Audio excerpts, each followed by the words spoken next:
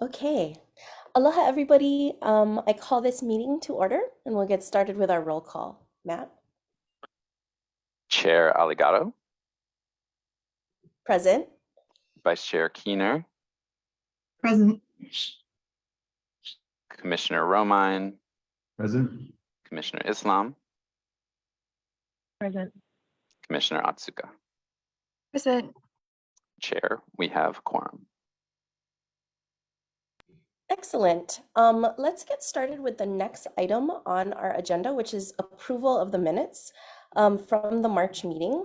I'm putting the link in the chat that was sent to us, and I can also share screen. Commissioners, would you like me to share screen, or is it sufficient that I've put the link in the chat with us?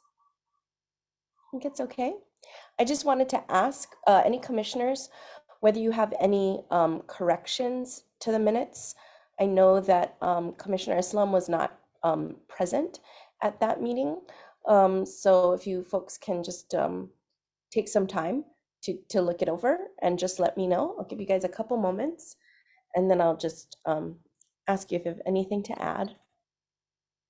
No changes for me. Great, thank you. Commissioner Romine? No changes for me. I just want to say thank you for the additional details that were provided that I had requested on, particularly on the resilience office updates. I think we've struck a good balance amount of detail for my purposes at least. So thank you. I agree. I really like having the links, particularly for the updates from OCCSR. Commissioner Otsuka, do you have any additions or things you'd like to correct? No additions. Thank you. Great.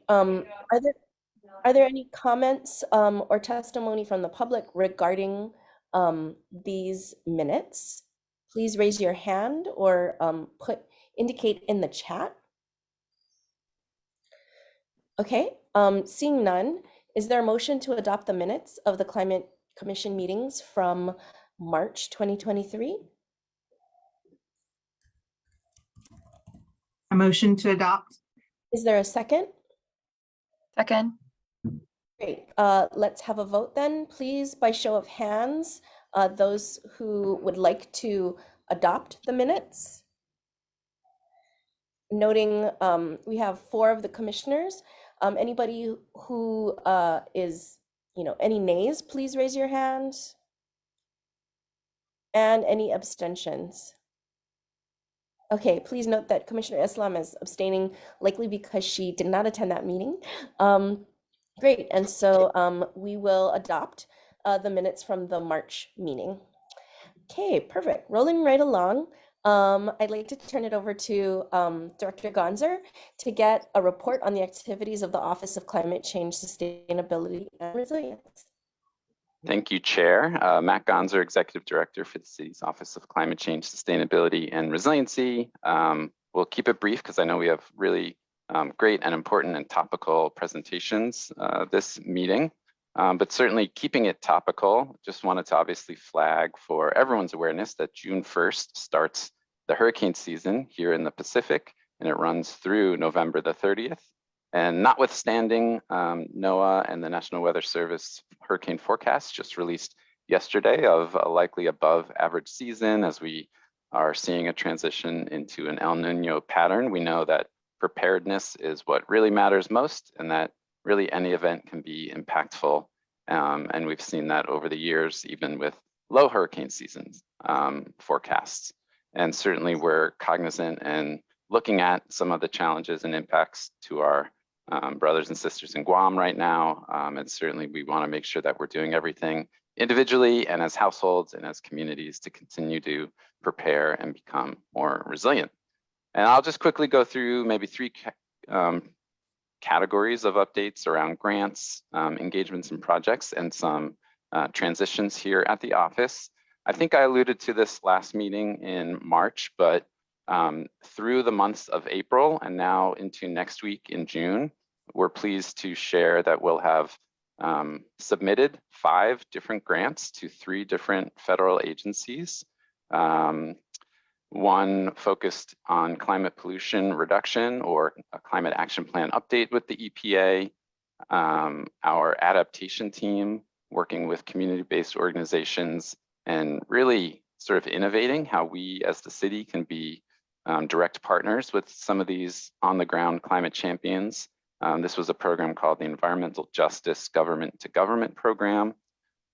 We have colleagues here on the call who will be presenting next from OER, and we share some food waste management and other sort of ag sector innovation and engagement opportunities. And that team collaborated on 2 USDA, so that's US Department of Ag, grant opportunities.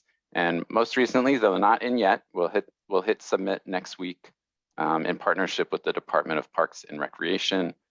Within the Inflation Reduction Act, there's money in support of urban and community forestry. So we're excited about that. Other engagements and projects, a lot of these are even just in the last 2 weeks. It's hard to remember all of the work, but we were pleased to join up with many state, city, and other community-based organizations at the first annual Community Climate Fair hosted by the state's Climate Change Mitigation and Adaptation Commission in partnership and sponsorship with the Hawaii State Energy Office. This was at the Capitol last week, Saturday, and it was a great opportunity to share out information, engage folks in different activities. There was even some really cool prizes. We also that same day had a team member at the Windward Mall. As I mentioned, as we get into hurricane season, there's a lot of really great get ready groups or preparedness groups around the island. And we're now gearing up into that season of those kinds of community fairs. We were there talking specifically about an ongoing project called the Long-Term Disaster Recovery Project. And we can certainly come back to the commission and provide an update on that in the coming months. Internally within the city, we have a team going out to engage our Department of Environmental Services just today as we continue to collaborate on what is a requirement within city ordinance for a fleet conversion.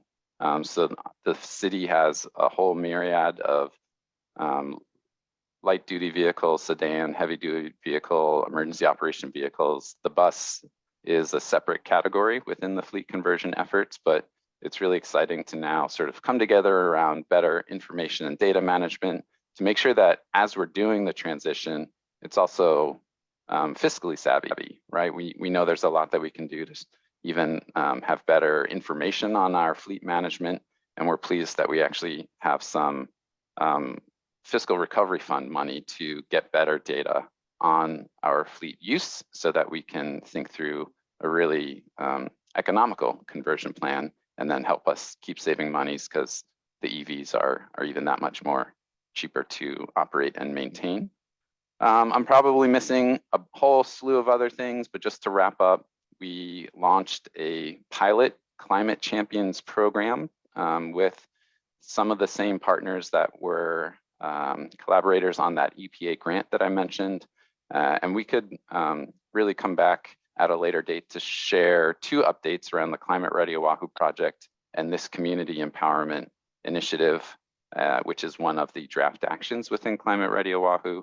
And then lastly, you may remember that last year, Ordinance 22-17 established a building benchmarking program, tiering large buildings over the next 3 years of a deadline for reporting. And this is the first year. So at the end of June is the due date for buildings 100,000 square feet and above. And the team has been doing a tremendous amount of direct engagement, workshops, communicating with the myriad of building types and uses. And we look forward to unlocking the power of that data and that information so that we can help people cut waste and tap into other ways to drive efficiency and save money. And then lastly, we're excited that we have several new positions. We're in the throes of interviewing for a flood and resilience specialist. We also will be coming out with a open call for a fleet data manager to help us in this transition that I mentioned, and that's through FRF monies. We're pleased and excited with the support from City Council and administration, and we have a couple of more positions that I'll wait till they're announced because we also need to wait for the budget to be finalized, which should be next month.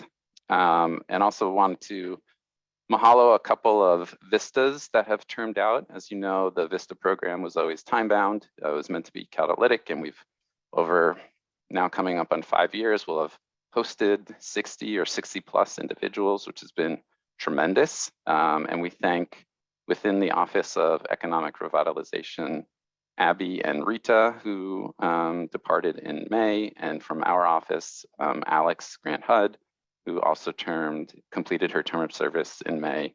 And then next week coming up, Matt Millward, who works within our communications team, will also be concluding his term, and we were grateful for the extension that he had taken on.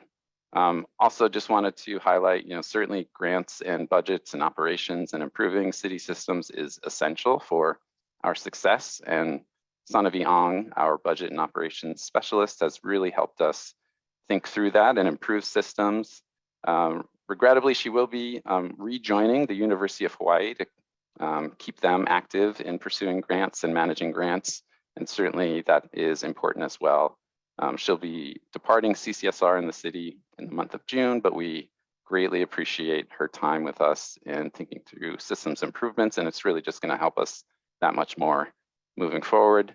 And a big announcement, also wanted to mahalo our Deputy Director, Nicola Hedge, who will be departing the office in the city on June the 1st. And really such gratitude from my end on how we've been a team through the administration change and really helping to build and expand the team, right? A lot of that announcements around grants and personnel is really a testament to her creativity and her excitement and her can-do attitude. And just wanted to openly say mahalo to Nicola.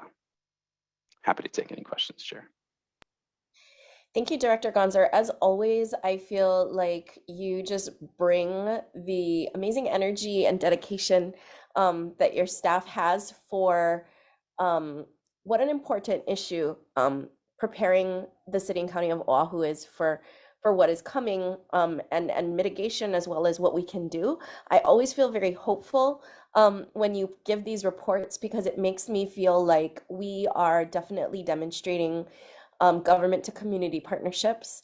I want to echo just like a ton of gratitude also to Deputy Director Nicola Hedge for all of her input these past months and years in across our various processes, as well as just the content for several of our guidance documents. And I also want to echo and mahalo to all the vistas who have been really, really critical in getting this commission off the ground. I really feel that this commission, this office is so successful because of the people who put their time and effort into that. So I want to thank just huge gratitude to all of the people who have passed through this office. I'm excited to hear about these positions that we have funding for. I have a couple questions, but I'll circle back to myself. I want to give the opportunity for other commissioners who may want to say anything or ask any questions. So passing the mic on, any one of you, please just come off mute. Thanks, Chair. Thank you for the updates, Matt. I was wondering about the EJ government to government grant that you submitted. Maybe I missed it. What federal agency was that through? It's through the EPA. Through EPA, great. There was Okay. another similar opportunity that was direct for nonprofits and community organizations, but this one in particular obligated a local government applicant. Great. I might follow up with you outside of the meeting on that, on a couple other items, but great to hear. Still several months out, still being informed of the status. Commissioner Otsuka, do you have any comments? No comments from me. Just echoing Rosie's. Thank you, Matt, and your staff for all the great work you're doing. And I'm sad to hear Nicola's leaving, but I'm excited for the future of the office. Commissioner Islam? No comments as well. Just want to express gratitude and thanks to Deputy Director Nicola Hedge and all that this does. Nicola and the business will be missed, but Matt, I know your office will continue to do amazing work, so thank you. Commissioner Romine? No comments or questions. Thanks for that update again, Matt.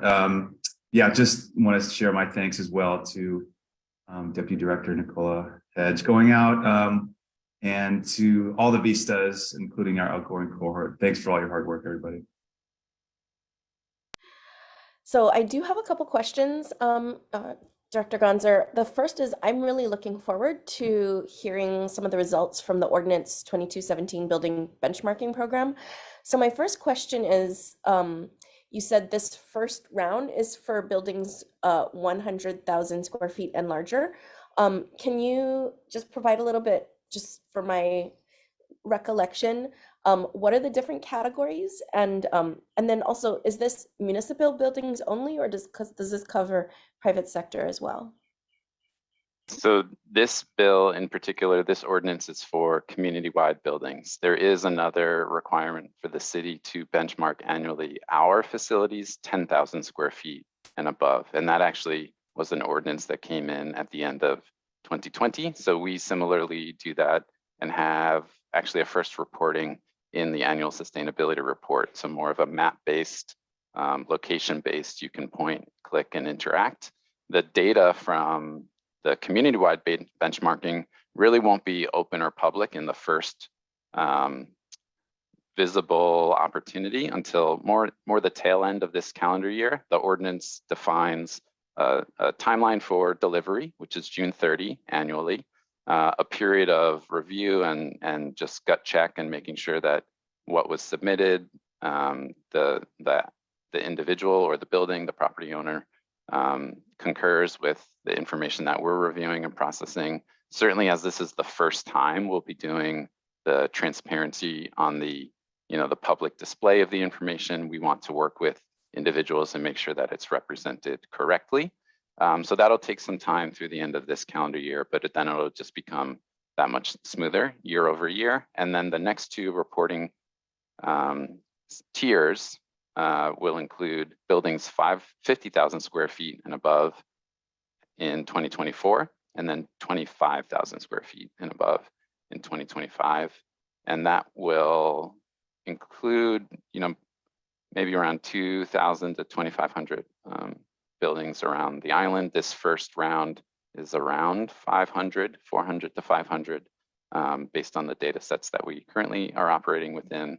And really it's about unlocking this is the utility of the information is to, one, promote good work as well, right? It's a marketing thing for anyone that wants to, and they're doing well, but really it's about us as a city. How can we be a better partner in finding ways that we can bring resources to bear to support cutting costs, improving energy efficiency, providing opportunities for construction and development projects and the like. Great. And just to kind of connect this with future items. Sorry, just to connect this to future items, I was interested because I think it's germane to our next coming presentation on tourism, and I was just interested in whether or not how many of these buildings that will be kind of reviewed are tourist properties or related to that kind of sector of the economy. So thank you. Yeah, and one easy way to see a snapshot at the link that was provided by Maya, there is a map that shows covered buildings. So it actually provides an outline of the properties, and certainly you can see a fair amount within Waikiki, not just the hotels, but some of the condos as well. Great. I lastly just wanted to commend you on the Climate Champion program. I did notice it on the social media, the IG, and it looks really cool. I would love to just kind of join in sometime and listen in here. And my question with regard to the pilot program is the intent to kind of assist communities perhaps in pursuing BRIC funding, or what are some of the endpoint milestones around that? Yeah, and I would certainly want to bring Alex Yee and Haley Campbell that are working with the community partners, and we have Elin Wolf, who's a Vista as part of that team. She's on the call here as well. We would love to give a presentation and just show and explore what the structure is intended to do. It's not, to your point on the FEMA BRIC opportunity, it's not pointing in that direction, Chair. It's really about working with organizations so that they can support individuals to join up and do a project within a period of time that's supportive and in line with Climate Ready Oahu, supportive and in line with that place-based organization's mission, and also helpful for that individual to sort of gain experience towards future growth and professional development. Some of the resourcing that we support on is some intro training, and we're looking forward to actually engaging both Vice Chair Keener and Commissioner Romine on part of that training. It's there's different modules around climate science, around storytelling, and some other efforts, and we look forward to being able to share more of that in the future. Great, thanks so much. I think that's all the questions that the commissioners have.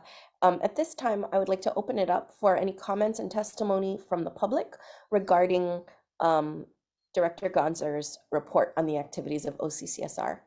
If any of you have questions, please raise your virtual hand or put your questions in the chat, and I'd be happy to read them out loud.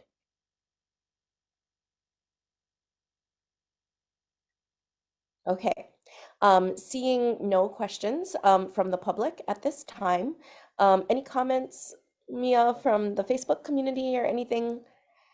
Please just let me know by putting it in the chat at any time. We can kind of go back. But at this time, I wanted to invite the city's regenerative tourism program to give a presentation. We have Guillaume Maman, the regenerative tourism program manager in the Office of Economic Revitalization. And one of the reasons why, just to kind of preface this, is some of you who have attended previous Climate Change Commission meetings know that we had opened up a question about what kind of future briefs and climate guidance documents we were interested in looking at. There was a very strong interest in having us examine the impacts of the tourism economy and the tourism sector, and the interface of that with climate resiliency, particularly for the island of Oahu. And so to that end, we will be inviting a number of folks from that sector to present. So welcome. Thank you for coming today. Yes, thank you, Chair. Aloha, everyone, and thank you for inviting me. Am I allowed to share my screen? I've prepared a small presentation. Guillaume, give it a try and let us know if you don't have access. Oh, there you go. Perfect. Are you able to see? Let me just put it in slide mode. There it is. Are you able to see? Yes. Very good. Thank you very much once again for inviting me. My name is Guillaume Maman. I'm the Regenerative Tourism Program Manager at the City and County's Office of Economic Revitalization. I realize I might not sound local to you, but I've actually been in Hawaii for the last 36 years, I'm sorry. And I've worked during this time in the visitors industry. Since I am talking in front of the Climate Change Commission, I just wanted to add very briefly my small contribution to fight the climate crisis in 2021 with a group from Hawaii. We went to Marseille, France, and we successfully advocated and established the Climate Crisis Commission at the International Union for the Conservation of Nature World Congress. If I may talk a little bit first about our office, the Office of Economic Revitalization. This is the city's newest office, organized in the middle of the pandemic to provide leadership, information, and resources for Oahu's economic revitalization effort. And we want to make sure that we are more diverse, more equitable, and better able to provide good jobs for our people. Three priorities. Community, we work very closely, of course, with our community since we're established during the pandemic. It was very important that we are very responsive to our resident. We have several programs. Our program managers are focused on areas of small business and finance, workforce development, sustainable agriculture and food systems, innovation and technology, and my program, Regenerative Tourism. Secondly, we focus on equity, and also we want to make sure that our vision is centered around providing good jobs, as I mentioned earlier. So what is regenerative tourism?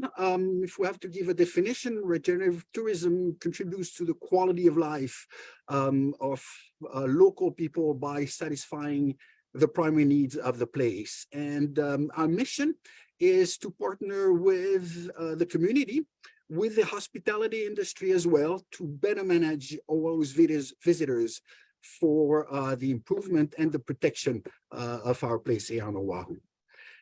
We play a major role aligning regenerative tourism with the Oahu Destination Management Action Plan, DMAP. This is truly our blueprint. And the DMAP was established by the Hawaii Tourism Authority, HTA. It is, what's important, it was established by a new community-based steering committee. And among many people from different sectors, not any longer just from the hospitality industry. In 2022, the city and HTA signed a memorandum of agreement confirming our partnership to implement DMAP. And it includes, of course, many priorities that we have, but we always keep in mind when we're working in implementing the DMAP that we adhere to the 4 pillars of our strategic plan. First is natural resources, our respect of our natural and cultural resources. Hawaiian culture, support Native Hawaiian culture and community. Of course, community, ensure tourism and communities and reach each other. And the 4th pillar, brand marketing, making sure that it strengthens tourism's contribution strengthens our economy. So our 4 priorities here at the city, we want to make sure that we stay within our jurisdiction.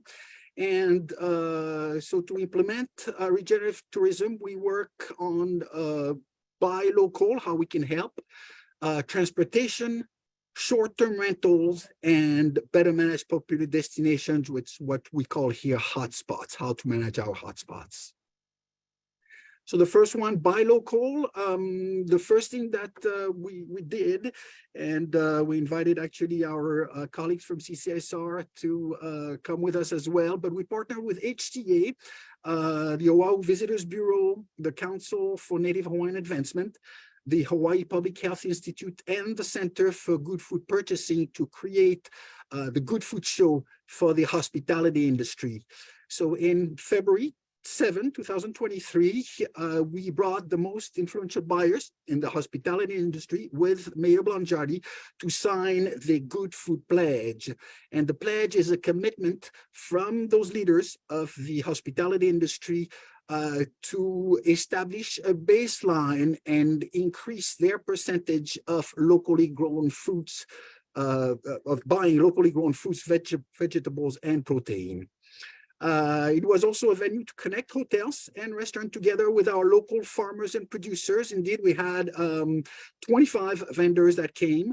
We had over 150 participants coming, and it represented many hotels and restaurants.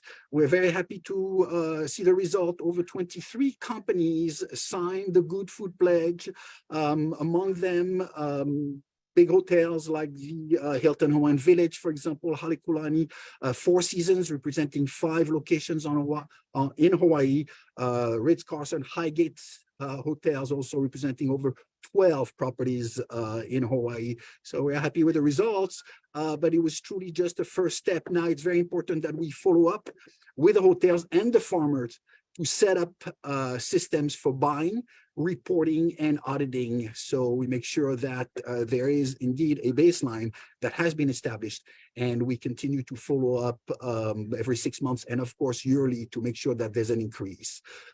Some success stories already, we're happy to report. Local farmers Metro Grow signed an agreement after meeting at the show with Chef Zone, and they will supply Oahu grown lettuce.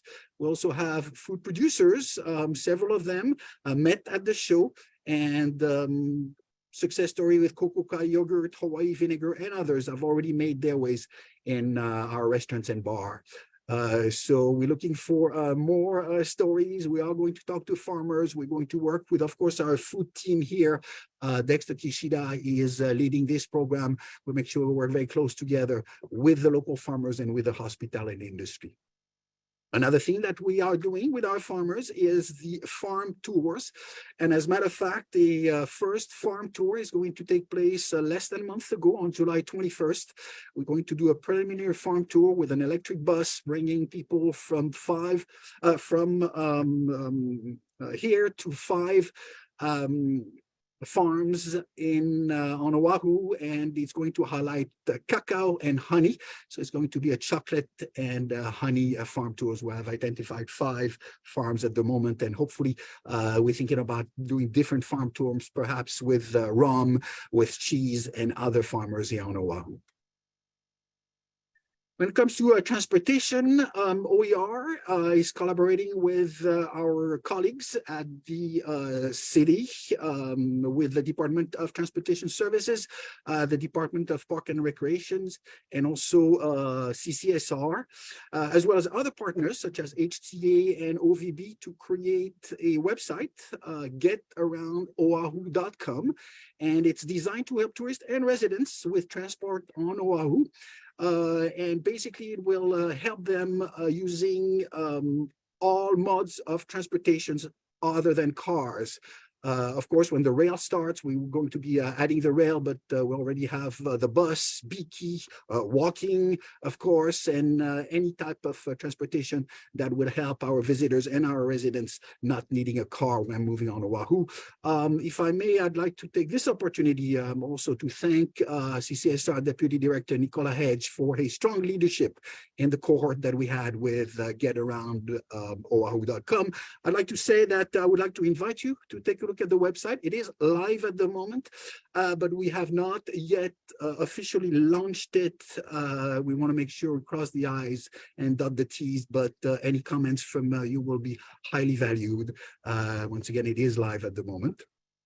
In terms of transportation, we're working also on different or other projects with DTS and OVB as well.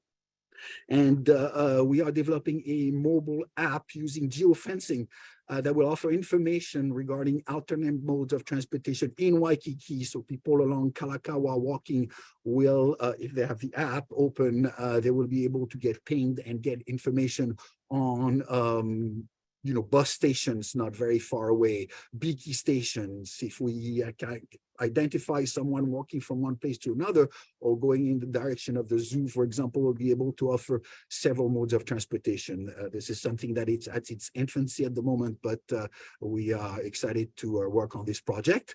And also we're working with Hanauma Bay, with the Department of Enterprise Services and DPR as well, Department of Parks and Recs, to bring commercial vehicles to Hanauma Bay. And the reason we're doing that is during COVID, Route 22, the bus, what was called the beach route, was terminated and was not reestablished. Therefore, the only way to go to Hanauma Bay at the moment, it's truly with a car. It's difficult to walk there. The closest parking is far away at Coco Marina. So we wanted to make sure that the people who want to go to Hanauma Bay have an option to have a common mode of transportation. So we are working at the moment with DS, and they've already issued an RFI. The closing date is at the end of the month, so hopefully we'll have commercial buses going there, allowing people to go without a car. Once again, it continues to be our priority. If I may talk a little bit about our short-term rentals, it was the city ordinance, actually 22-7, that was created to restrict short-term vacation rental to only resorts area, and the areas are Waikiki, Korolina, and Kuilima, which is Turtle Bay. The law went into effect in October 2022, and the Department of Planning and Permitting, DPP, is currently providing enforcement. We at the Office of Economic Revitalization work very closely with the supporters of the bill, and it included the American Hotel and Lodging Association. We helped with testimonies, and now we continue to help by informing the hospitality industry of the ongoing implementation of the law and, of course, enforcement, which is very important. Hotspots, better manage our popular destinations. We are collaborating on several projects, one with this time with MOCA, Mayor's Office for Culture and the Arts, DM, Department of Emergency Management, and OVB. At the moment, we are collaborating on a signage project for hotspots on Oahu, and the signage is designed to enrich the visitors and the residents' experience by providing safety information and information about the history and the culture of the place. Those will be put in most of the hotspots outlined in the DMAP, and other places such as cultural or historical places, environmental sensitive sites, and also botanical gardens. We are also working with MOCA, OVB, HT, and NAHA, Native Hawaiian Hospitality Association, on working to replace the current surfboard signs in Waikiki. There are at the moment 12 original bronze signs that are the shape of surfboards. You have perhaps seen them in Waikiki. Unfortunately, the faces are rusty and hard to see. We are going to replace the faces and improve them by providing information in both English and Hawaiian language. And we will add a QR code to all the sign. And the idea of the QR code is with an app that we will be creating as well. We'll be able to get all the information about the place, about the history, the culture. We'll be able to talk about promotions, events. There are so many things we can do with the QR code. And invite people to move from one sign to another to learn about the wealth of culture and history that is our place in Waikiki. If everything works well, we will improve the system and actually create one for Chinatown and Haleiwa.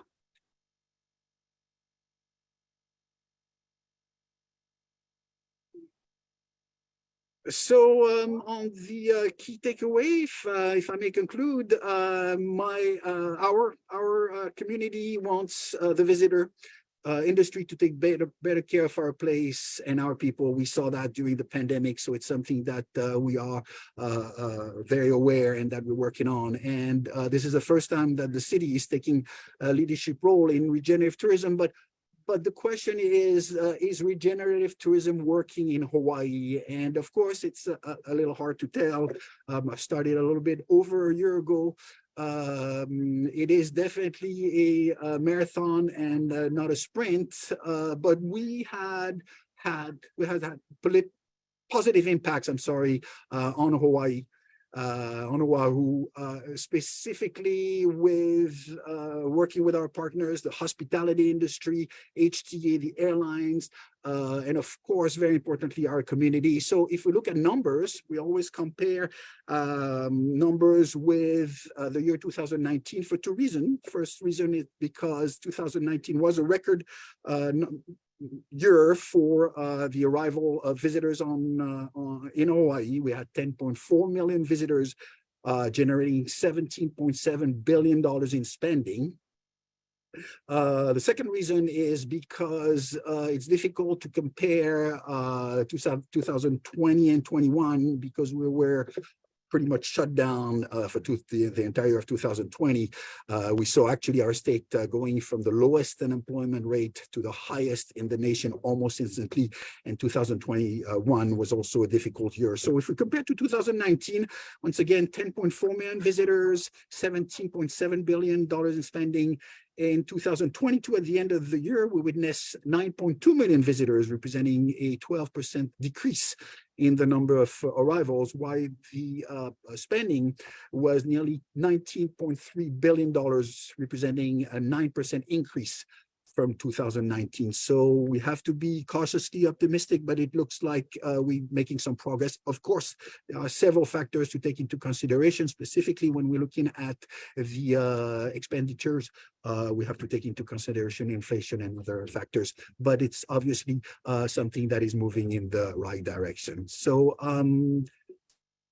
I wanted to thank you very much for giving me the opportunity to talk to the commission. And I went a little bit over my time, but of course, if you have questions, I'm happy to answer. Thank you so much. I have a number of questions, but want to open it up for others first. Oh, great. I see that Commissioner Otsuka Kiana has wants to speak. So please go ahead, Kiana. Great. Thank you, Rosie. Hi, Kim. I'm Kiana Otsuka. When I'm not on the commission, I work at the Hawaii State Energy Office, where my focus is on trying to reduce our vehicle miles traveled by promoting more active and shared modes of transportation, like walking, rolling, and biking, and then also working on some land use strategies. I just want to thank you for including a transportation section in your regenerative tourism plan. I think it's really important. Something I wanted to bring to your attention and hoping something we can maybe collaborate on in the future is I've been talking to folks in my office about trying to get a better quantification of how many vehicle miles traveled our visitors are collectively adding to our state total. So I don't have a good solid number on that. And I'd love to kind of get together and think about maybe purchasing some data or doing some sort of study to quantify that. And then additional recommendations for us to help our visitors get around without a car as much as possible. So I think that's really important given we're kind of getting back up there, right, to what was originally sort of a high of 10 million or so visitors a year. And so that would really add to our transportation greenhouse gas emissions if everybody's going to continue to drive. So I'd love to talk to you offline about that. I think that's really exciting. It might be something that you folks might be interested in. Also, given that congestion is a huge, or it contributes to a huge decrease in our productivity dollars. So I think that's really interesting. So I just wanted to share that as a sort of maybe kind of a follow-up next step. Maybe we can work on together with your office. So thank you so much. Thank you, Commissioner Otsuka. I appreciate the suggestion. I would be delighted to work with you on those numbers. As a matter of fact, that is a question that we've been asking.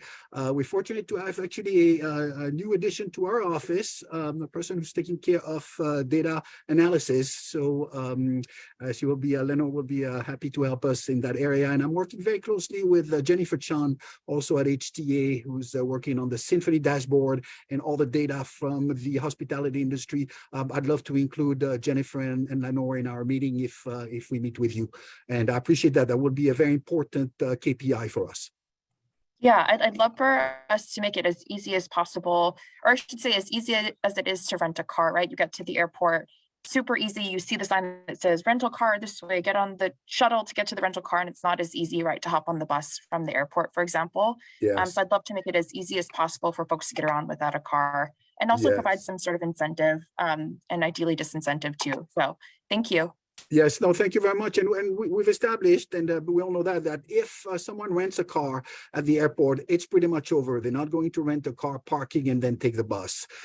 So it's very important that we inform the visitors, and that's what the Get Around Oahu has been created for, to have the visitors, before they even come to Oahu, know that there will be a lot of better modes of transportation. One of the incentive is going to be price, of course. We know that renting a car now is becoming very expensive. There is the price of the car, price of gas. There's a tax now on renting a car, and then parking in Waikiki is becoming very expensive. So of course the incentive is going to be about the price, but we have to provide much more incentive. And as you said, provide much more information for people to know that there are other modes of transportation rather than renting a car, which is, you're right, the easiest thing to do at the moment. So thank you for the suggestion. I'm happy to work with you on that. Thank you, Commissioner Otsuka. Commissioner Keener, do you have any questions? Thank you, Chair, and thanks for the presentation, Guillaume. Really interesting. I had two questions. One was about the programs that you are implementing to start better managing popular tourist destinations. So you mentioned the signage project, which is really less about managing destinations and like informing and, creating a good visitor experience. But, I know that Hanauma Bay was the visitor management system was implemented a couple of years back. And I believe that's a city county managed park. Are there other plans for implementing visitor management systems at, big attractions like that are managed by the city? Yes, so thank you very much for the question, and you're absolutely right. The one of the success that the city had is this reservation system that Hanauma Bay put in place. When we met with the Friends of Hanauma Bay, we met with the president. She reported that at one time they had over 6,000 people going to Hanauma Bay the same day. The reservation system now only allows 1,400 people to go in one day. The reservation need to be taken 48 hours in advance. Actually said 48 and 24, but if you look at the website, usually the reservation is taken right away. And it has improved the condition of Hanauma Bay tremendously. And of course, it has improved the visitors and the residents' experience as well. So the idea, you're right, Commissioner, is to bring that to other places at the moment. So we're working with DPR and also DES to work on places where we can do that. I don't have a specific name at the moment on what will be the next one, but it's definitely something we're working on.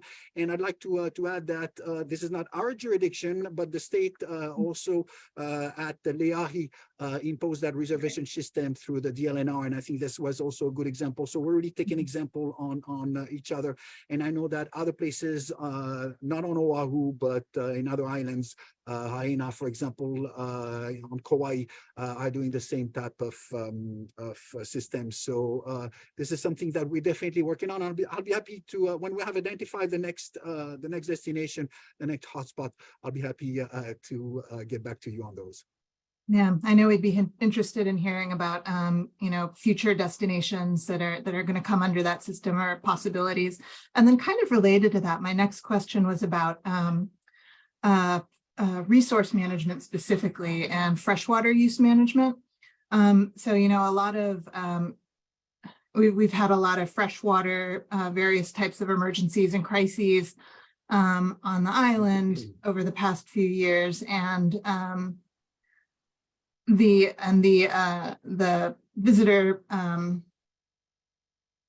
sector is definitely, they use water just like everybody else, and so that and it's a concern of utilizing responsibly the water that's available. And I was wondering if you were working with Board of Water Supply at all, or any other water management departments with the city to look at freshwater use or conservation with hotels and other visitor groups, especially as we're looking at future impacts of drought on a lot of systems across the islands. Thanks. Yes, no, thank you for the question, and realize it is a concern.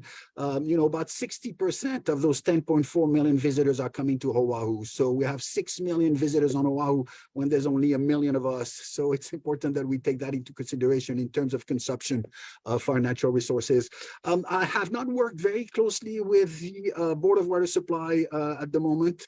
We attend some meetings with the watershed, the Alawai watershed, to know a little bit what's happening with the system, but that's something we can look to work with in the future. Thank you for your suggestion. Thanks, Vicky. Director Gonzer, you had your hand up. Yeah, certainly just on that last comment around getting a better baseline understanding of water consumption, that really is one of the benefits of the data that will be forthcoming from the building benchmarking program. So it's not just energy reporting, it's also water reporting, and then we'll have a sense of like for like comparisons across use types, right? A hotel versus a hotel is different than a hotel relative to a commercial building, age and size. So all of these different factors will really better inform us to think through how to continue to improve efficiency, conserve resources, and hopefully have less impact and potentially save money. Thank you so much, Director Gonzer. Commissioner Romine, do you have any comments or questions?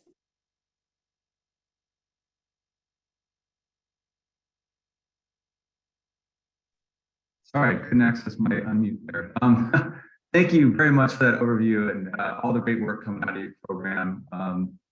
I particularly want to commend you for your efforts to reduce dependence on rental cars for our visitors and providing alternate transportation and better awareness and access to those modes. So thank you very much. I think that has a great opportunity to positively impact not just our greenhouse gas reductions, but just the crowding on our highways and roads, so and beach parks and everything. So thank you. I had one question about the Oahu Good Food Program. Again, great work. Congratulations again on the progress on that effort. I'm wondering, it sounds like you're kind of still working on metrics and measuring, but I'm wondering, with those commitments you've seen from hotels and restaurants so far, are you seeing evidence yet of increasing production or commitments to plant acres, increased production of local food as a result of those commitments yet? Yes.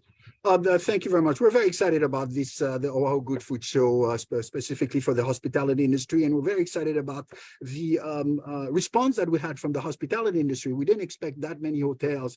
And by the way, out of those 23, the Marriott hotels, which is the largest one, did not come to sign the pledge, but we just met with them 2 weeks ago, and they have committed to sign the pledge as well. And they're very much committed to buy more local food. Now, the show was on February 7th, so it's hard to evaluate how many more acres have been planted, yet. But as I mentioned earlier, we had some success stories. We have several. I just mentioned 3 of them, and we are going to report on more success stories. One of the problems we're going to have, and Dexter Kishida in our office is working very closely with me, will be to work on how to supply the hotel. And most of the farms on Oahu, as you know, have small surface, 2 or 4 acres.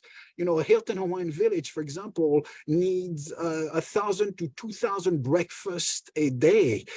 So it's difficult for a farm to provide this, this amount of food. So of course, through food huis, through cooperation with other farmers, we are going to hopefully resolve this problem. That's one of the work we are doing.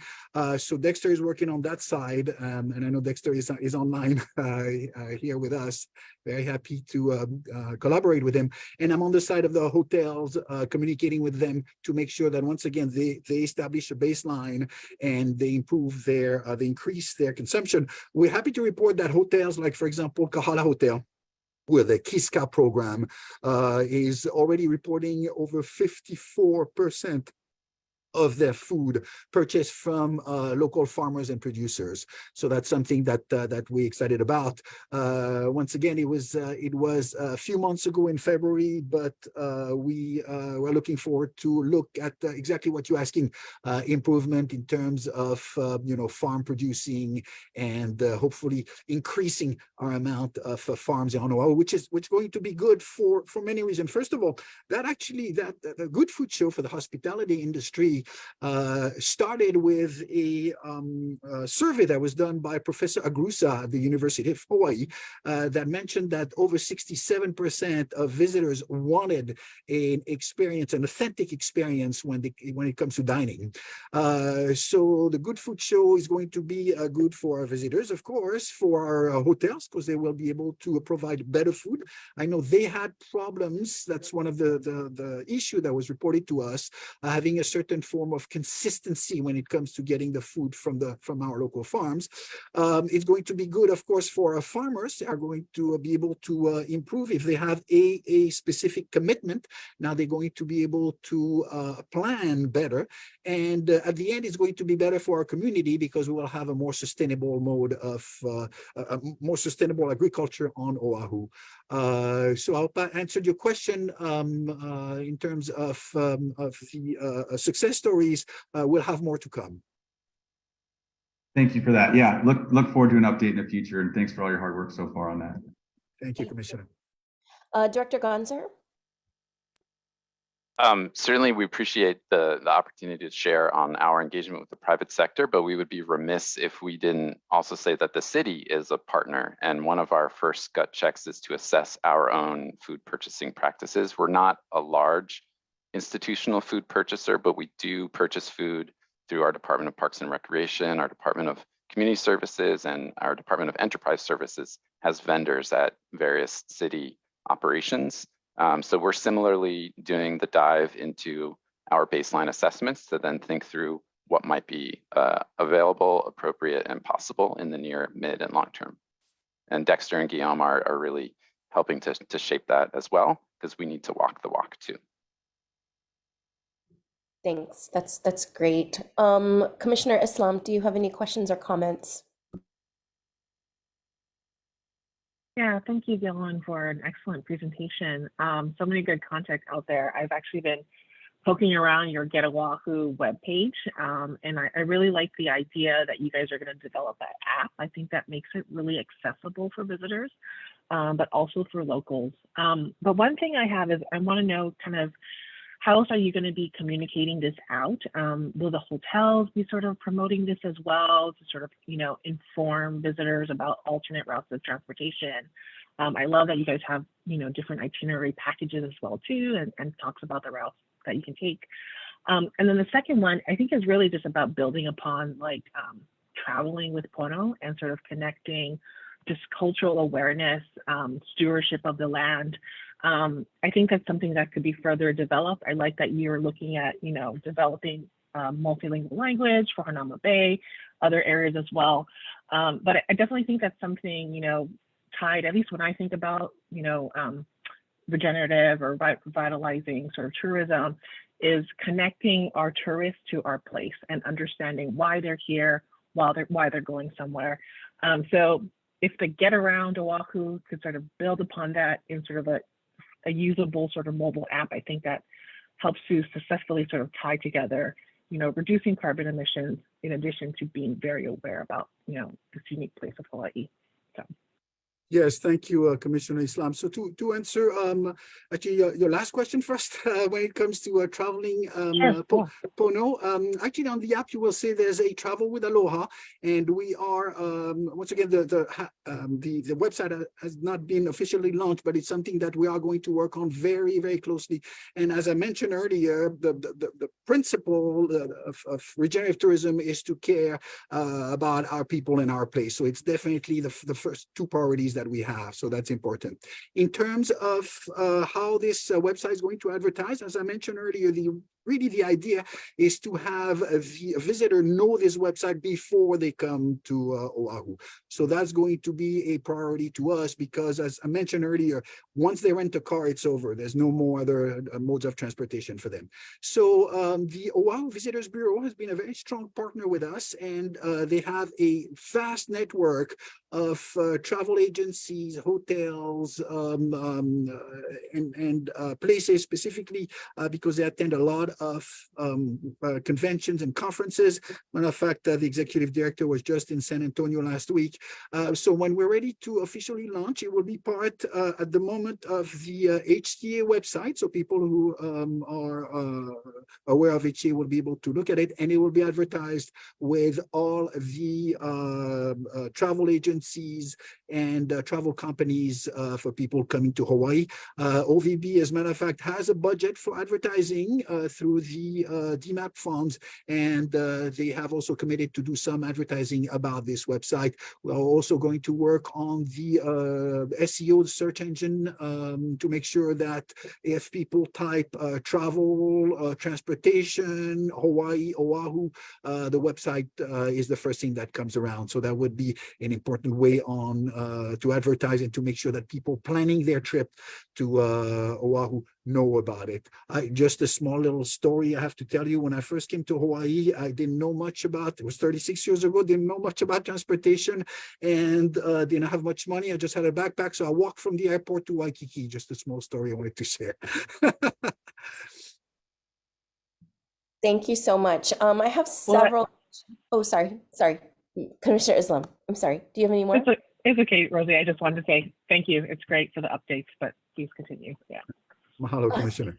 Sorry, I have several questions. The first kind of aligns, and again, I want to make sure that I'm addressing this to the right person. So we may have to have someone in a future meeting come and talk about this. But I'm really fascinated by the Oahu Destination Management Action Plan, which I know your office is aligning to, but perhaps there are other folks who best can speak to this. My understanding of the DMAP is that it's meant to manage impact, which I see is what you are doing in your priorities. And I actually did want to commend you. I do think that the role of the tourism industry in food security and food independence is actually like quite positive. But my question is whether or not you're considering as part of, managing the destination hotspots. But I have a question about considering climate vulnerability as one of the impacts. And to that end, my question is, in terms of a gap that I'm seeing is, how are you addressing like increased risks of this tourist community during natural disasters on the one side, but then also as part of regenerative tourism, like the potential burden on our emergency services system? Because as you said, 60% of the visitors come to Oahu, but our islands are, our population baseline is 1.4 million. And so I guess my question is, as part of this, where does emergency management and disaster management kind of fall, especially being attuned to the fact that we're coming up on hurricane season? Right. I wish I can answer this question better, but I would say the Department of Emergency Management at the city might be the best person, the best people to talk to. I'm happy to report back to you if I have any question on that. There are, of course, plans put together to help with this type of situation. I'm not so sure that the DMAP addresses it fully, if that was your question, since we talk about the DMAP. And I think Amy might want to add something. I see Amy's hand raised. Yeah. So my name is Amy Osselby, and I'm the director at the Office of Economic Revitalization. And when we started working for the first time with the Oahu Visitors Bureau and HTA to bring a group together, a group of, I believe it was about 25 or 27 from the community to work on the destination management plan, it's a first step. I mean, and I think you've all seen that with the the journey that HTA has been taken on recently with the state legislature. No one is satisfied yet with what destination management is or might be or could be, and our progress on it. I think everyone expected that they would be able to, tangibly put their arms around some kind of different place after we experienced Oahu during the pandemic, and that, like we all know, there's something about that we wanted to hold on to. And yet, as somebody else mentioned, we're getting close to that, what we never wanted again, which was 10 million plus tourists. I just heard 30,000 people landing on this island to visit every day. And so keep in mind, the DMAP is a start. The city has never had a person that I'm aware of that is a regenerative tourism program manager. It's very difficult, just like language with everything. In climate change, you say the word climate change to some people and they just don't want to talk to you anymore. You say the word regenerative and our council members have told us, don't use that word. We don't like it and nobody knows what it means. And so there's so much work to be done just to define what this work can and could be. The DMAP is, step 0.5. I'm not even sure it's step 1. And so Guillaume is responsible for facilitating and building relationships, city, community, industry, and trying to see our way forward. So I hope you can appreciate that he, as one human, will only do this when those trusted relationships are built. And the university and other parts of the city, even, our colleagues here are more deeply engaged in this process. And so we appreciate what you're talking about. I do know that our Department of Emergency Management, which is actually like half the size even of the Office of Economic Revitalization, they take their team and do regular exercises with the hospitality industry to try to understand how you would provide food for stranded travelers, how, electricity and water and all these things might function in the event of a natural or other kind of emergency. So, I don't know how to better emphasize. Our office is brand new. We're trying to get even the city council to understand what we do. And hopefully by the end of this budget cycle, they'll actually adopt the regenerative tourism program manager position within the general fund. So, we're really behind CCSR, but thanks to them, this office exists and we're able to start thinking about and working on these issues. We believe, there's some opportunity in the future as OER just stood up our commission, the Economic Revitalization Commission, and they're working on their first annual plan or report, that we're going to find more opportunities to interact, hopefully, and work with you all and try to make sure that our step one or step two, whatever it is better aligned, and we're bringing more people, more organizations, more community to the table, because no, singular program manager or anything else can address these problems. So thanks for the opportunity just to share with you all. Thank you very much. I really appreciate that landscape kind of explanation. And for sure, I appreciate the direction that OER is going, and the steps and the incremental aspects around that. And so, I think you can appreciate that we've heard about questions about water usage, questions about greenhouse gas impacts, questions about food security, environmental degradation. These are all the indicators, I think, that we really want to be thinking about measuring the impact of this sector. And that includes, the risk to when it comes to natural disasters. Commissioner Keener, do you have something else to add? Hi, thanks. Thanks for that, Amy. And I just wanted to say that I hope it didn't seem like we were picking on you, Guillaume, with our questions. We were not. We're all just very interested. No, I welcome all those questions. As a matter of fact, thank you. And we had more suggestions than questions. So I'm excited to work with each and every one of you to implement. Once again, our focus is about our people, our place. And of course, we're very interested in helping with the fight against climate crisis. So thank you very much for all your question and your suggestion.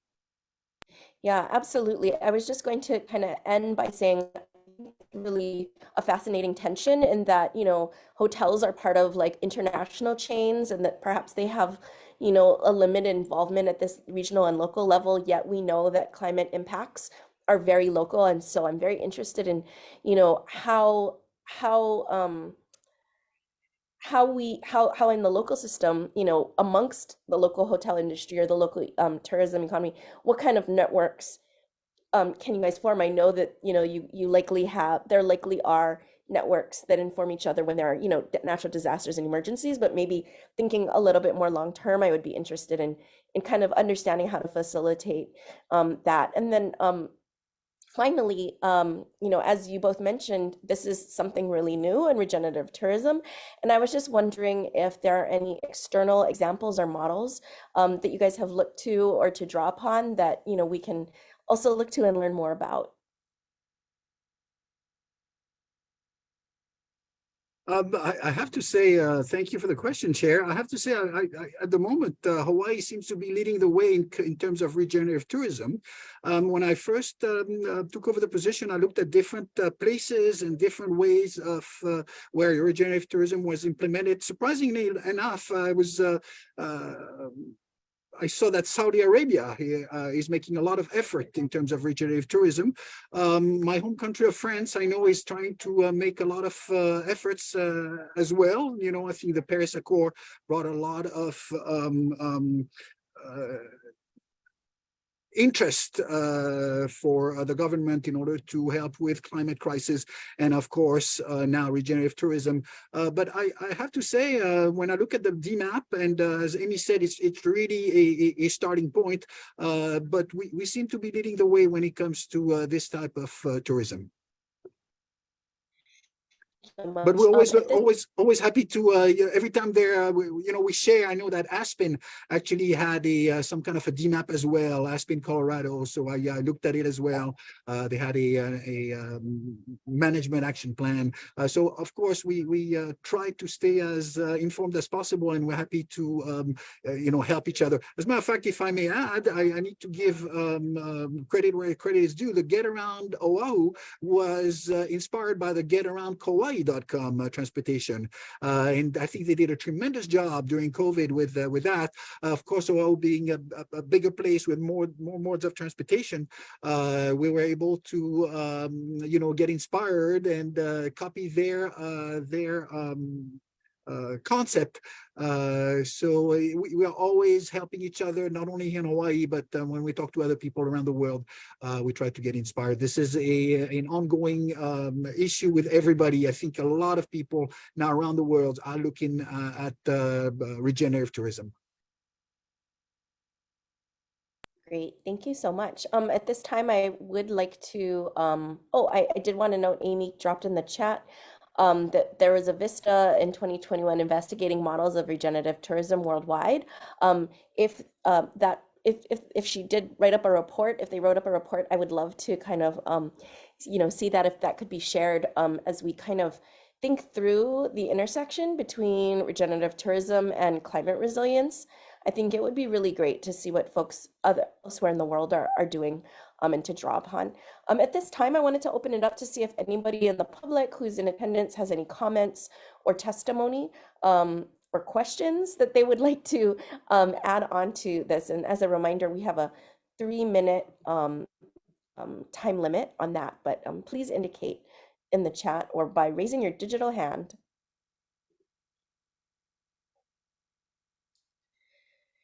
Okay, that was really, really informative, and I just want to thank Guillaume again for coming and presenting their work, and also to Director Amy Asselby for coming and sharing additional information.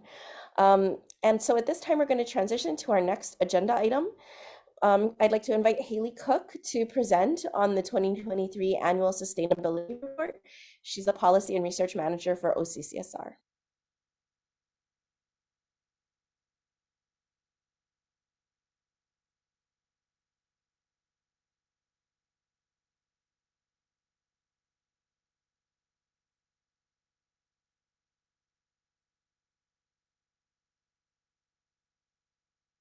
Haley looks frozen, but I'm not sure.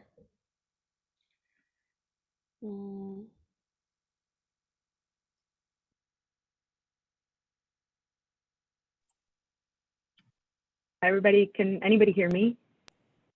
Yes, we can hear you. Okay, I'm on my phone. It does seem like I'm having maybe some technical difficulties on the Zoom. So I'd like to share some slides, and if folks could just keep me posted if you can or cannot see them, that would be great.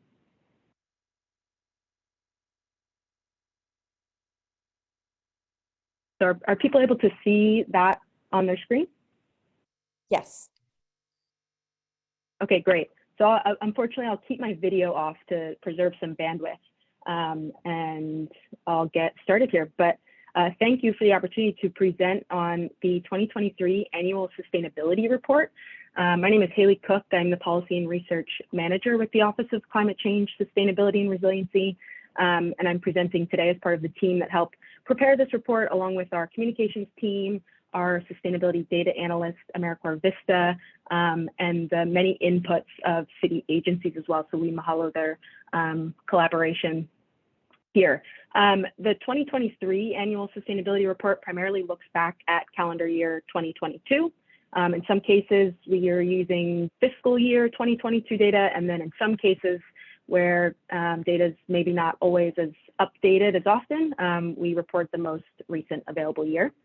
And this is our 5th annual sustainability report. So it not only continues to get better as a product, having learned from doing it 5 times, but we also now have years worth of data that can start to show some trend lines that give us more to the story than a singular year alone. And I will add the caveat that COVID really threw a wrench in a lot of that. And so where we thought trends might have been headed, maybe there's some wonkiness through the COVID years. But we won't be able to cover everything today, but I am excited to share some highlights with you all. So why do we report? There are a number of reasons. It is a requirement. The city charter and the revised ordinances of Honolulu say that CCSR shall produce an annual sustainability report, but we know that data is only as good as how we use it. So we see way more benefits than just fulfilling our mandates. And it allows us to communicate information to community a lot more easily. And it also allows us to see clearly where we aren't necessarily on track to meeting our targets. And we want to be able to be honest with ourselves about that and hold ourselves accountable. And ultimately, the goal for this report and this information is to spark discussion. So the work leading up to producing this report is only one part of it, and there's a lot more work to do in terms of digging into the data, learning from the data, and having conversations about what that means for us and our work. So in order to create the report, we first took a step back and asked ourselves, what are our objectives, goals, and targets related to sustainability, climate change, and resiliency? We have quite a few, a sample of which are on the screen. These come from established policies and adopted planning documents like our general plan, our climate action plan, the bike plan, and many others. So we collected all of these and then tasked ourselves with finding regularly reported data that helps us to see if we are on track towards these targets.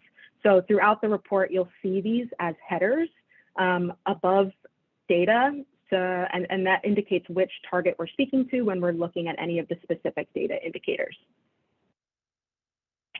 So from there, we were able to collect data sets related to those targets and categorize them into these 7 key reporting areas. These areas generally align with the work and the programs of our office. And you'll see these as navigable sections within the report to organize the data. So new this year, for the first time, it is no longer just a written report, but it is an interactive dashboard. This is really, really exciting because it makes the data super interactive. You can get into the details, you can focus on only what you're most interested or look at everything all at once. And so hopefully folks, I'll share the link in the chat after, if not somebody else during, but if you go to our website and click view the data, it'll bring you to this dashboard. And like I said, the tabs across the top allow you to navigate to different sections. And then within there, you can see the data related to that section and related to the targets and goals that we have within any key reporting area. So just to kind of walk through some highlights of each of the sections, starting out with sustainable city operations, we have seen a positive trend of decreasing energy usage in city operations. From the photo there, you can see the new PV system installed on a fire station, and that was actually completed through the city's energy savings performance contract, which is installing energy efficiency measures, solar, electric vehicle chargers across, I think, upwards of 80 city facilities. So we do expect to see this trend continue in future years as those efficiency and conservation measures are installed. We expect to see the energy bills at the facilities within the contract reduced by about half from efficiency measures, half from solar. And the building that I am in, the Fozzie Municipal Building, is now more efficient than 97% of similar office buildings nationwide. So this is a positive trend that we've seen over the last 5 years. And also in this section, I don't have a slide on it, but the map that Matt was referring to related to building benchmarking. So there is a map on the dashboard that contains the benchmarking information for city facilities. And it is very exciting with the upcoming first deadline for the community-wide benchmarking program this year and over the next few years, we'll have a lot more energy and water data related to our buildings that we'll be excited to share and feature in the report.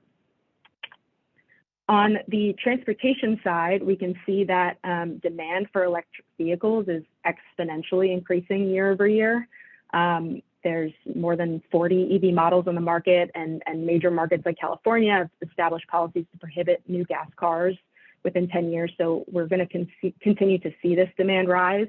And the supply for charging is simultaneously working to try and match that demand. And we can see the number of EV charging stations also increasing year over year. And the transportation section of our report is the longest, and so it deserves 2 slides. And unfortunately, not all of the highlights in the report are necessarily a positive trend. And so we can see that the number of vehicle miles traveled, and how much we're driving per person, and the number of traffic fatalities continue to be stagnant over time. And so I'm glad I included this slide after hearing from Commissioner Otsuka this interest of looking specifically into visitor VMT. This chart on the screen is a combo of resident and visitor, so it'd be interesting to understand what the breakdown looks like. We know that COVID has done a number on transit ridership, and we need to get that back up. And as it relates to safety on our roads, we've already seen 26 deaths on our roadways in 2023, 2/3 of which are individuals that were not in vehicles. So this is an area that we need to focus on, and we are doing this in a number of ways. The Department of Transportation is working on a transportation demand management plan and program to ensure there are a variety of accessible, affordable, and clean transportation options. You may have recently heard about efforts to build out the restricted parking zone program and provide incentives for non-drivers. And the first section of the rail is slated to open June 30th. And the city is also working on a Vision Zero strategy, which aims to eliminate all traffic fatalities by 2035. So really honing in on what are the strategies we can look at to improve these metrics. On the climate action side, our biggest target in this section is our zero emissions clean economy target. So that's established at the state level and the city level, zero emissions by 2045. And we produce an annual greenhouse gas inventory to show us whether we are on track towards that target. The inventory is available on the dashboard. Unfortunately, due to some changes in the timing of availability of certain federal data that we use to produce the report, we have not yet been able to update it on our regular schedule that usually happens in time for the release of this report. So it still shows 2020 data, and as soon as we are able to complete the 2021 data, it'll be up on the dashboard. But in the meantime, I wanted to be able to highlight this other aspect of the report that maybe doesn't get as much attention as the emissions and the renewable energy. And these are 2 of our equity indicators. So equity indicators are sprinkled throughout the report, and they offer us additional perspective, not on if we are achieving our goals, but how.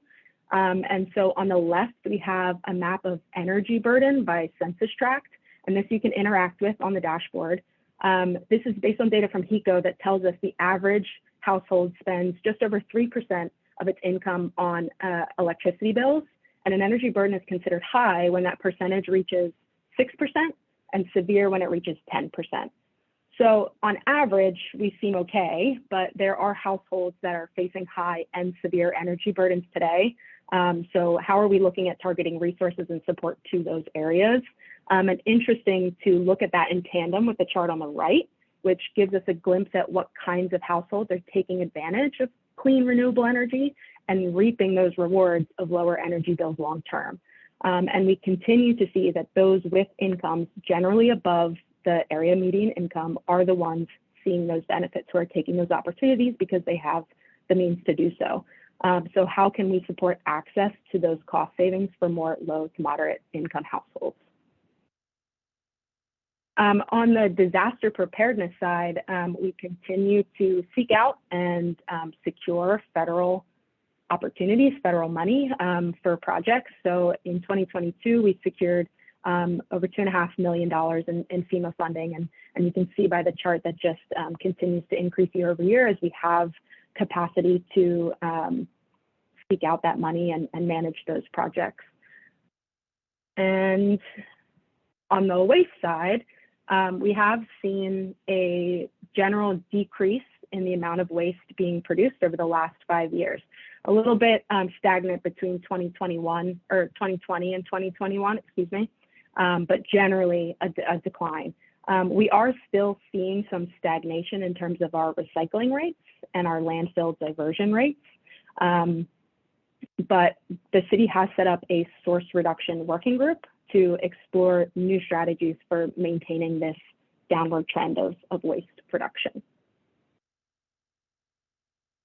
In terms of food security and sustainability, you heard from Guillaume about the launch of the Good Food Pledge, which is an incredible effort, as we know that for every $1 spent on local food in Hawaii, there is a return of $1.60 to the local economy.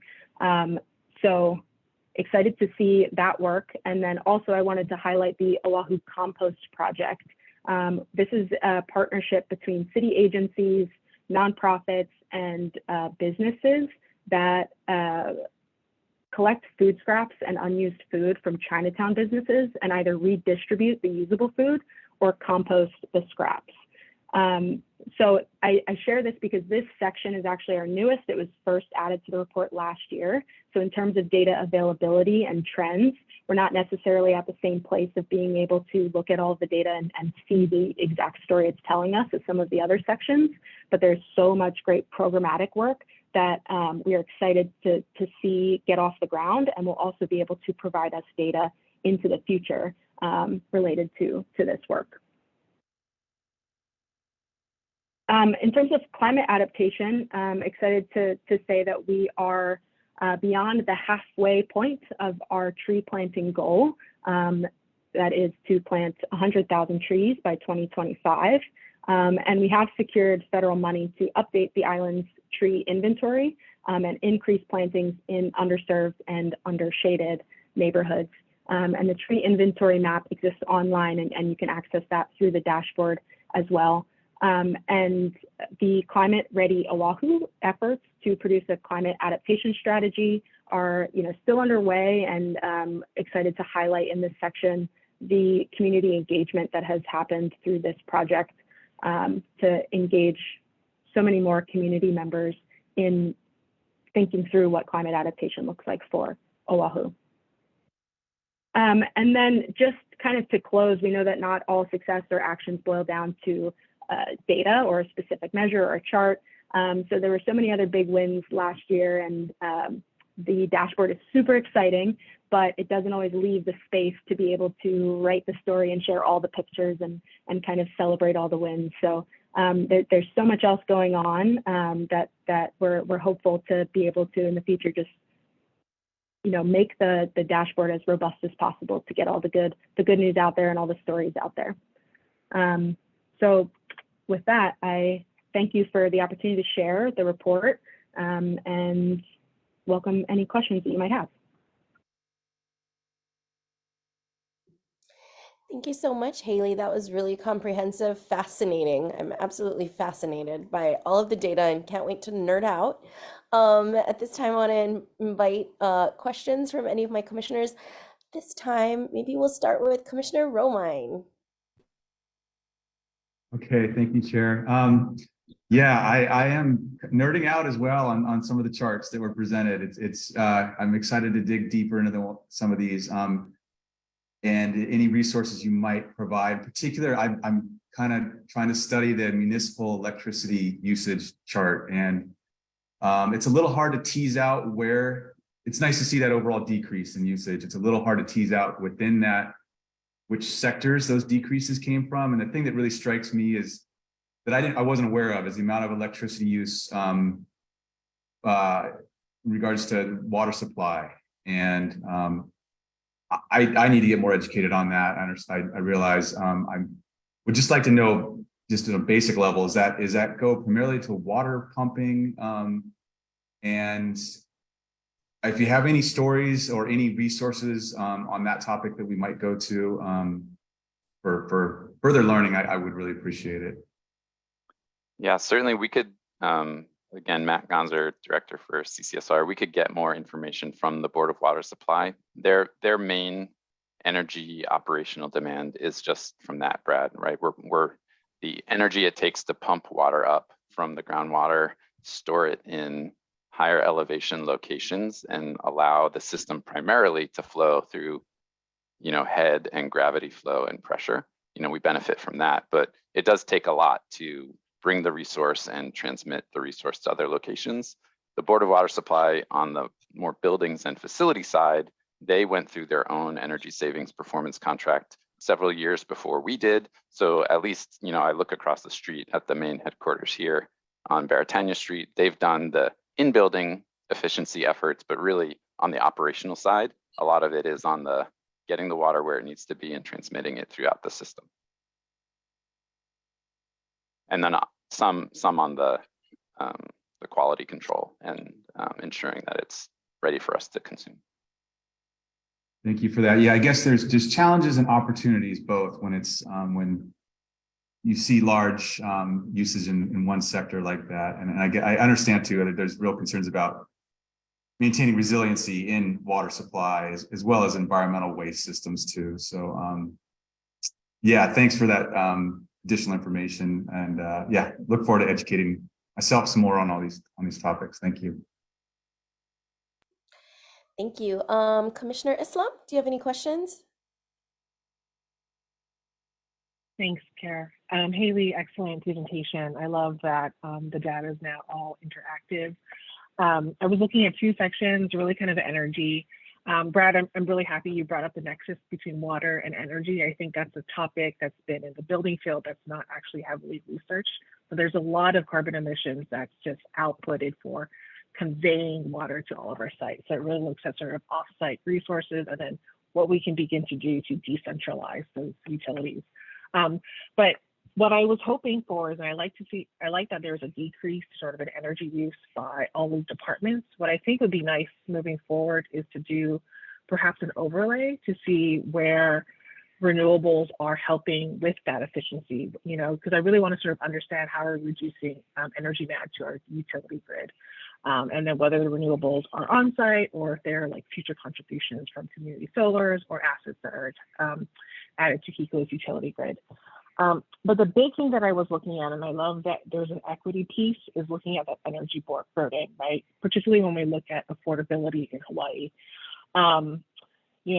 There are huge hotspots in there that I think we all know tie back to the social vulnerability report guidance paper that we done, but I think we did as a commission. And I just want to know if there's like opportunities, and this is probably a further conversation, public-private, of how we can increase awareness and perhaps maybe use some of the funding streams like, the Green Infrastructure Authority, the GEMS program, to really get more lower cost, clean energy, particularly to the residents. It looks like there's a lot in urban Honolulu, a very large community, Honolulu on the west side, but really try and tackle that as like a near-term solution.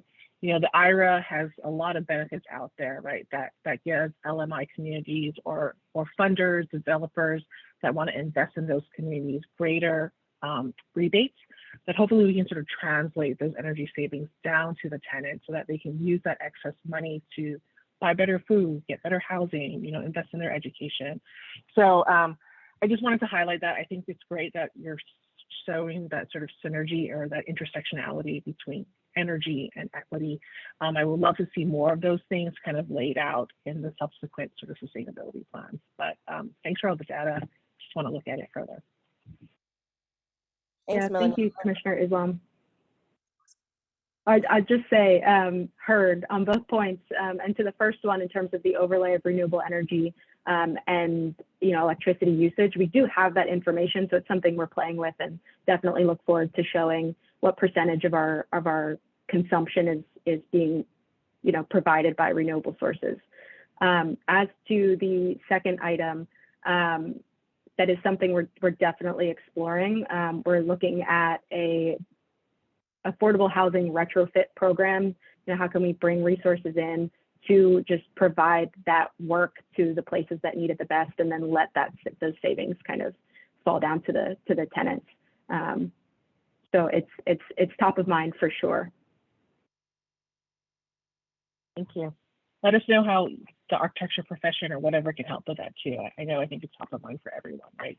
Getting access to clean energy. So thanks again for all the great work.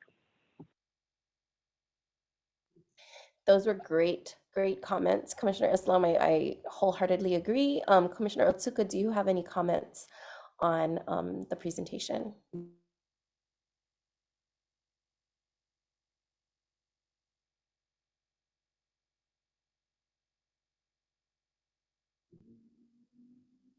Commissioner Otsuka, do you have any comments? Oh, on I'm the- sorry. I thought you said Commissioner Islam. I'm sorry.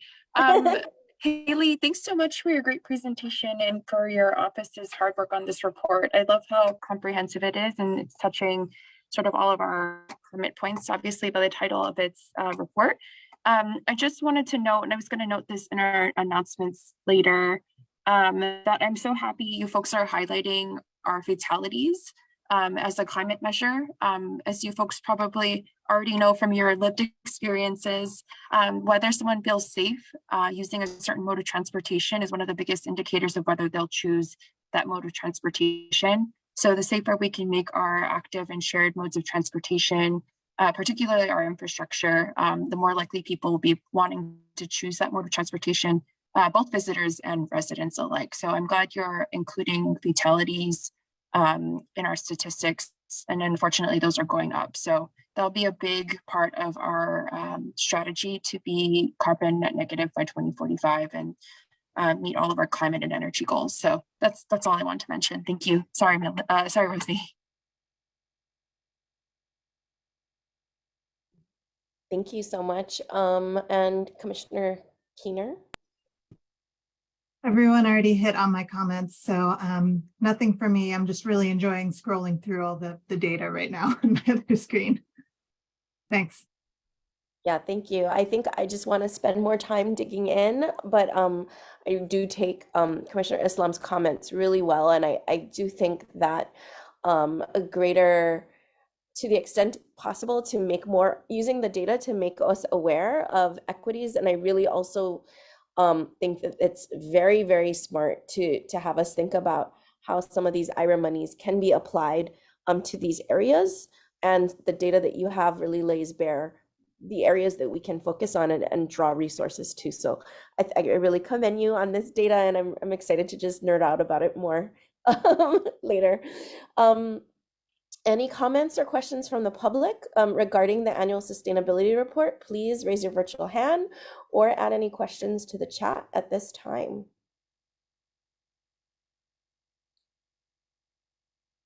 Okay, seeing none, we're going to move on to the next issue, which is a discussion on the process to complete an in-development urban heat guidance document. The current commissioners on point for that are Commissioner Otsuka and Commissioner Islam. So I'm going to hand it over to you folks to just update us on what is going on with that.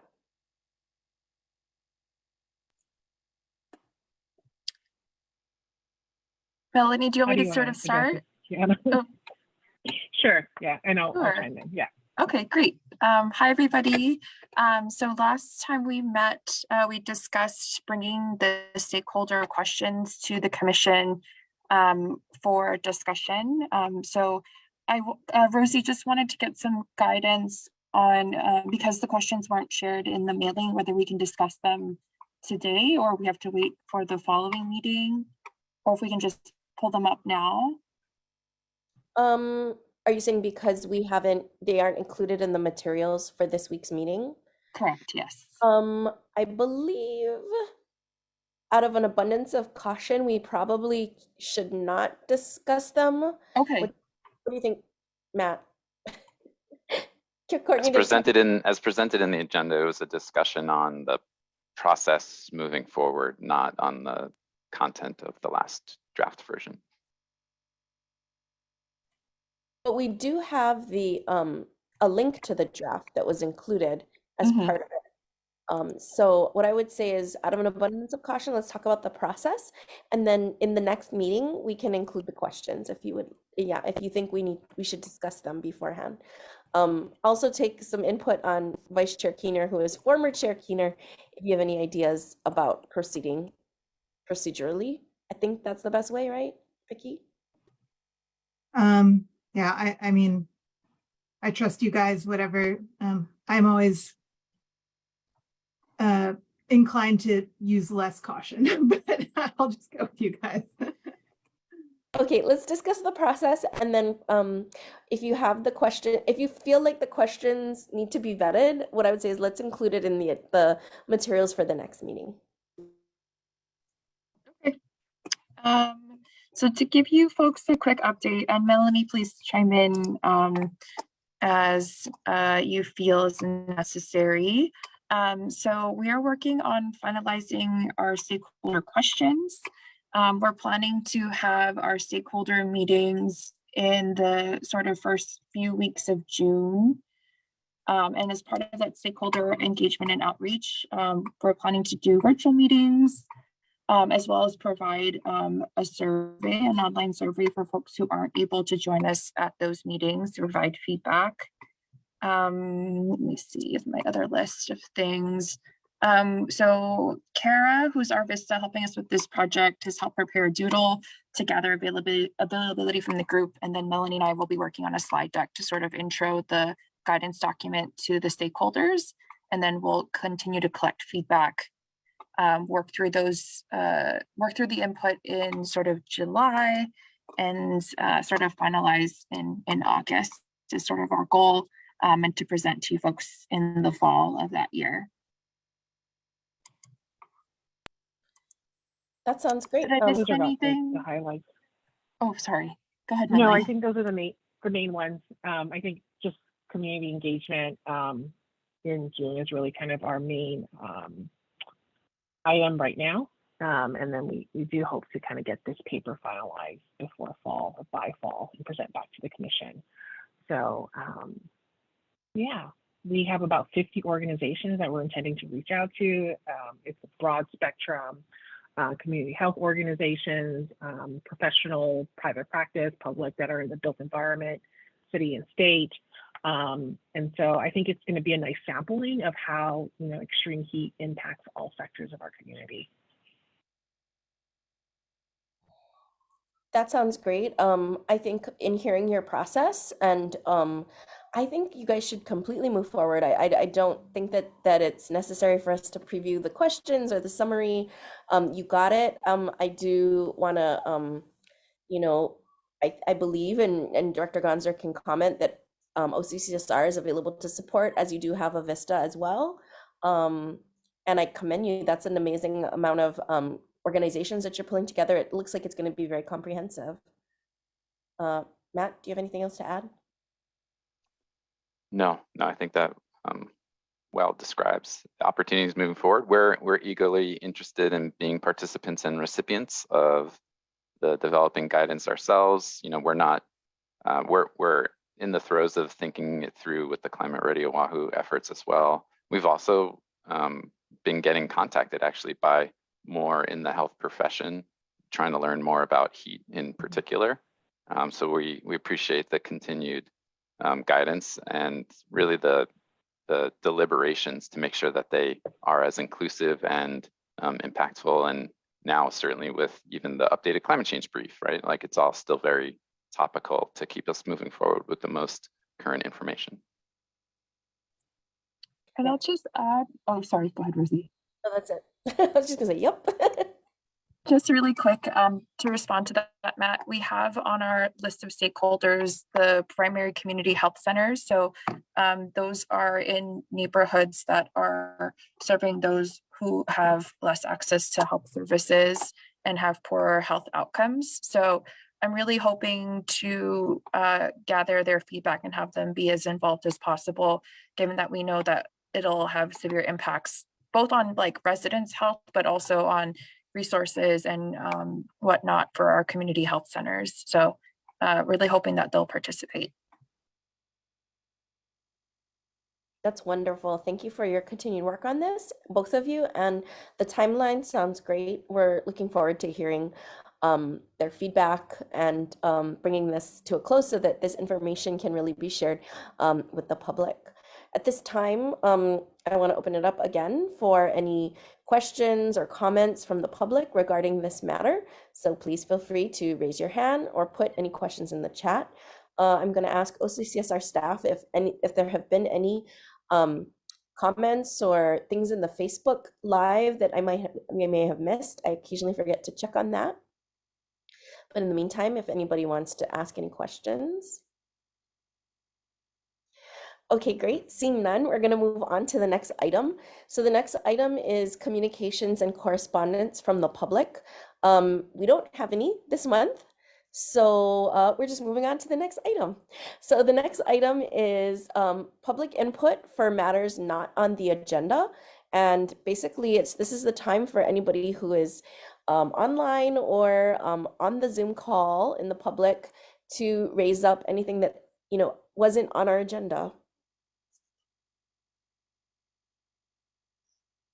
Okay, we're speeding right along, and now we're like right back on my scheduled track, which is great. Our next item is to discuss our tentative meeting dates. So that's a conversation that I'm going to ask Director Gonzer to kind of help chime in on. Mostly defer to the commissioners as you think through next availabilities. School's out for summer, but the work continues, so certainly we're here to help facilitate future dates and thinking through, and I know there's potentially still ongoing discussion about how, when, where, and the what of potential in-person meetings, but we're here to receive and then help administer the commission. Commissioner Otsuka. Oh, that was going to be my question, whether we've sort of thought about when we'd like to do in-person meetings. I know that's something that we've talked about. Yes, that's definitely like a huge desire of mine is to take this information out, because I think there have been so many briefs and guidance documents, and upcoming with the IRA, there's so many potential opportunities. Certainly with this annual sustainability report, I think even presenting this information back to the public would be so amazing.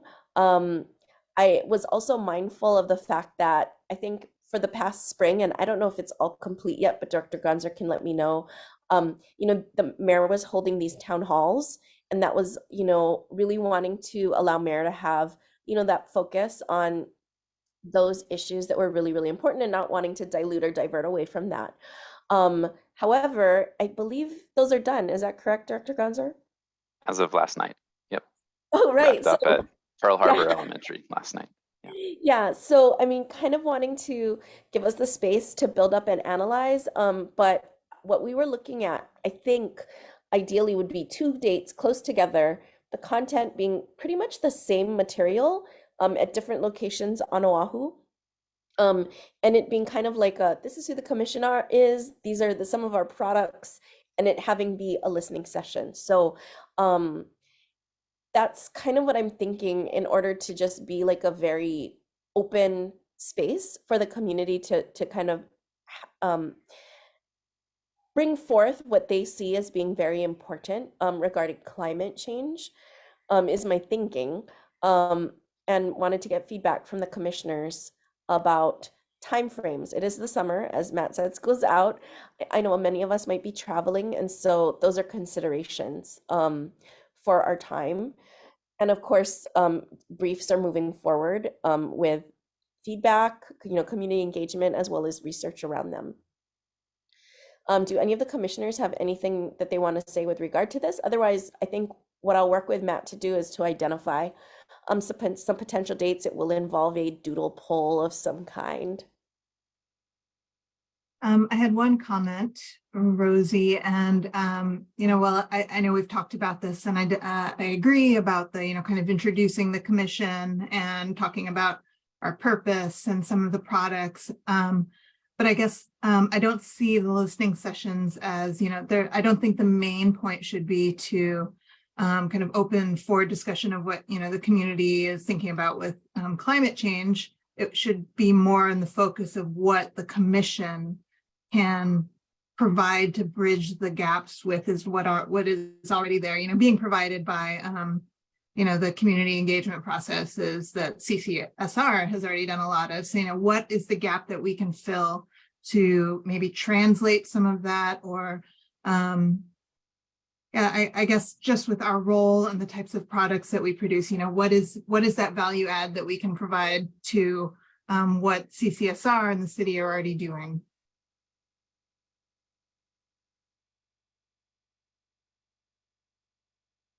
Absolutely, yes, please, Commissioner Otsuka. I'd like to add to Victoria's comment and just say that I think it'd also be a good opportunity for us to engage the public with regard to how to make our meetings more accessible. So as part of our equity pledge, we said that we would engage the public to ask like how we can make it easier to understand, access these meetings, whether it be in person or virtual. So I think it'd be a good opportunity to sort of talk story with folks before the meeting or even after, and take some input on that too.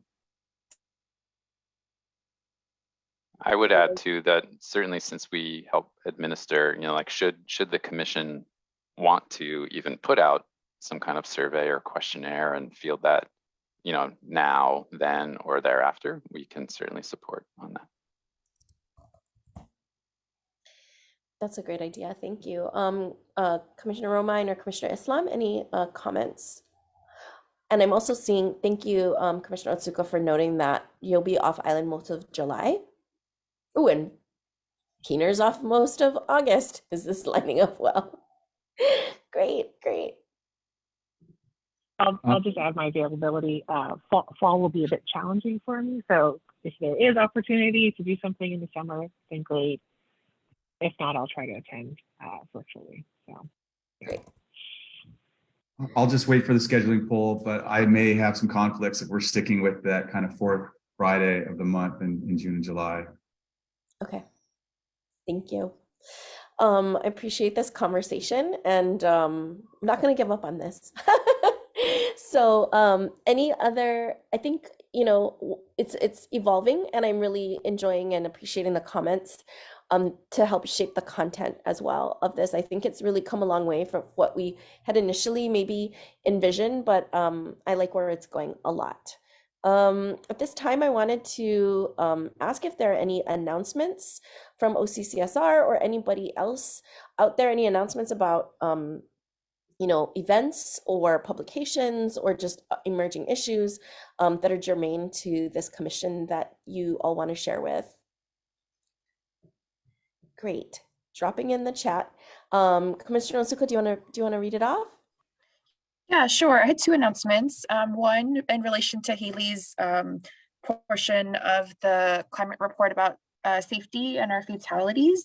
The City and County of Honolulu Complete Streets Department, which is part of the Department of Transportation Services, is seeking input from the public on how to make Oahu streets safer for everyone. So I plugged the link to the survey in the chat, and you heard my spiel about why safety is related to climate change. So you've heard that already. The second, I just want to remind folks that there is a state rebate for e-bikes and e-mopeds. And if you participate in a low income program such as Section 8 or SNAP, if you don't own a vehicle or you're enrolled in college or university, you're eligible for 20% up to $500 off your e-bike or e-moped. The link for that's also in the chat. So would be keen to get folks on more clean modes of transportation. And these are a couple of ways that you can provide input or participate more directly. So thank you. Thank you so much. Are there any other announcements that any of the other commissioners would like to publicize at this time? Yes, Commissioner Romine. Thank you. I just wanted to mention that I will be traveling to a conference in New York City called At What Point Managed Retreat, Habitability and Mobility in an Era of Climate Change. It's happening at Columbia University, and traveling with a group of people from Hawaii, including some folks from the city, university, other counties, and state of Hawaii, to share some of the progress we made on that topic, managed retreat, addressing coastal hazards with climate change and sea level rise in Hawaii, with the participants there, but also, I think more importantly, learning from others around the country and globally on this topic of managed retreat that is goes by other names. Perhaps there's better names for that. But the idea of moving infrastructure and development back where we have to in response to coastal hazards with sea level rise. So I know that's a topic that continues to get a lot of discussion at the Resilience Office and a focus of that. And I hope it's a topic certainly closely related to the sea level rise guidance that was just completed by the commission. But I just want to just kind of offer that I'm excited to bring back learning from this conference and share it with the Resilience Office, city offices, and through this commission, if we see some opportunities for maybe some expanded work or guidance or effort from the commission on that topic in particular. Thank you. Any other commissioners have anything else to share? Oh, and we have Director Gonzer. Okay. Didn't want to jump in line, but you may have been aware that during Earth Month, or as part of our Earth Month celebrations, we had an art exhibit that ran from the 29th of April through May the 19th. And the exhibit was entitled Aloha Aina Art by Hawaii's Keiki and Opio. And it had a cadre of artwork from certain schools, elementary schools at Alea Manu and Manoa, in partnership with the Vai Story Quilt, organized by the Wisdom Circles Oceania, and working with Melee Murals and the Sierra Club. Long story short, that exhibit is now on the road and should be at Kapolei Hale. The dates are likely June the 2nd through June the 23rd. So we're glad that we had a chance to partner with some community orgs, some students, and our Mayor's Office of Culture and the Arts, and that the display can be available in both of the locations, both of the hallways. Awesome. That's great. Well, we have reached the end of the agenda, and if there are no further comments, this meeting is adjourned. So thank you, everybody. Thank Thanks, you, Rosie. everybody. Have a good Chair. weekend. All the presenters. Yep. Bye. Bye.